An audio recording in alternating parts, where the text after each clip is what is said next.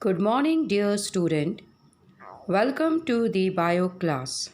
Today, we are going to start with chapter number 9 Heredity and Evolution.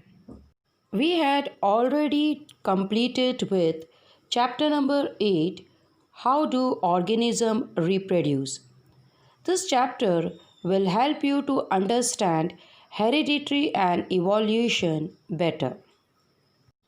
In this video, we will try to understand what is the meaning of heredity and what is variation. So let us start with heredity. We all are familiar that we look similar to our parents. Children, you are having various features which is similar to your mom or to your dad. Yes? So, these features which you have acquired from your parents will be transferred to the next generation and then to the next generation and so on. This is the heredity. So let us define heredity. It is the phenomena of transfers of features, characters or traits from parents to offspring or progeny. Now let us see what is traits or characters. A recognizable feature of a human being or any other organism like height, complexion, shape of nose and chin, color of eyes and hair, etc. are called characters, features or traits. Heredity, as we have learned, is the transmission of traits from parents to their offspring. This hereditary information is present in the gametes of the parents. Thus, gametes constitute the link between one generation and the next and pass on the maternal and paternal characters or traits to the offsprings. In 8th chapter, How do organisms reproduce? We have already discussed what is variation and how it occurs in an individual. We had also learned that there is very less variation in asexual mode of reproduction, as the genetic information in the offspring is getting from a single parent. But in sexual mode of reproduction, as two parents are involved, so the variation is more. Let us understand the variation through this figure.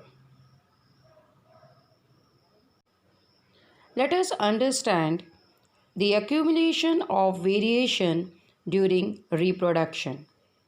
As you can see here, the figure showing the bacteria undergoing asexual mode of reproduction.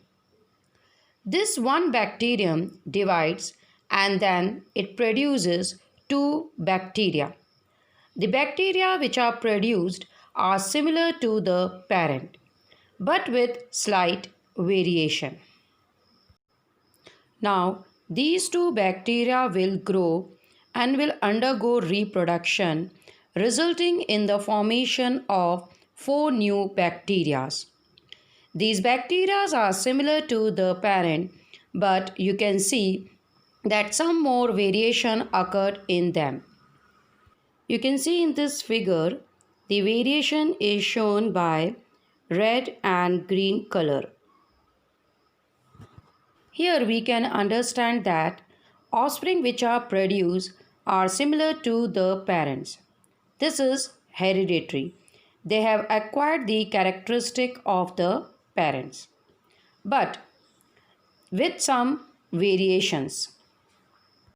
This variation is less in asexual reproduction as very less inaccuracy occurs in DNA copying.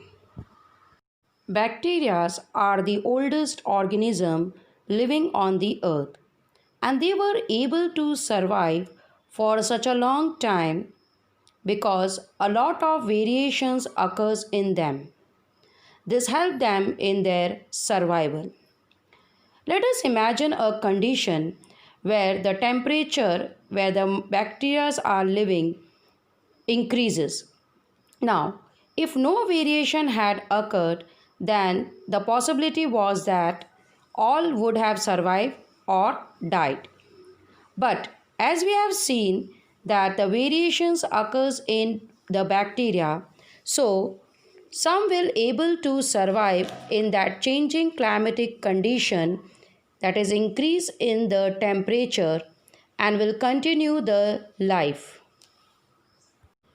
In human beings also we can see this type of variation that help them to survive better in the changing climatic condition. There are many kinds of variation in human species, like free and attached ear lobes, different complexion, different eye colors, chin, hair types, nose, etc. So we can conclude that the characteristic or features are transferred from parents to offspring, and we can say that when they are transferred they are with slight variation which help them to survive better in the changing climatic condition.